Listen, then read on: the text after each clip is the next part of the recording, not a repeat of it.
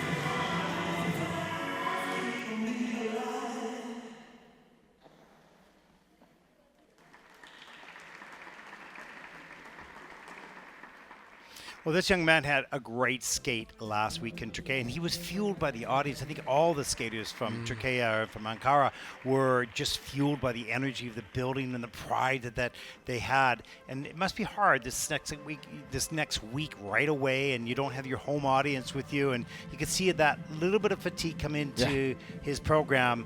Nevertheless, he's made great progress over the year. Yeah, and I mean, you can only imagine the enormity of the emotions from last week. There was such energy in the arena. It's a phenomenal result. We look back now, double axel all good, but he must be shattered. And I can't imagine he's had much training time because of the travel, as we see triple loops, double, 3-turn, triple toe loop.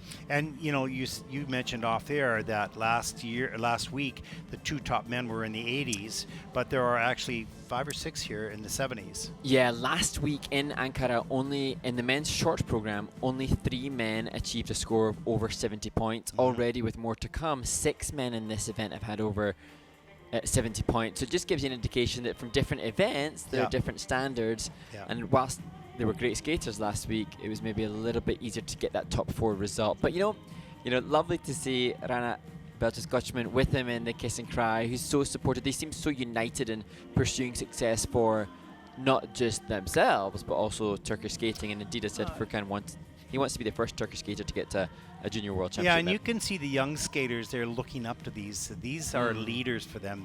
Young skaters are wanting to be like them and wanting to be even better. And this is the feeling that I got there, that there is a drive by coaches and parents and the association to be something more than what they already are, and they're getting better every day. And he's a role model for the next generation. So as are a number of the other men in the dance team as well that we've seen here a little earlier today. And that the challenge will now be being a role model in reaction to then the less wonderful competition experiences, now being able to use this as a different kind of fuel. Yeah, and we saw some really good young women from Turkey last week, and that was a lot of fun to see that. So it's kind of fun, and I think there's a number of nations that are building this sport and have enthusiasm and support from the government and from the community, and which is great. You know, the sport's old in North America, it's old in Europe, but it's new in a lot of these other countries, so relatively new.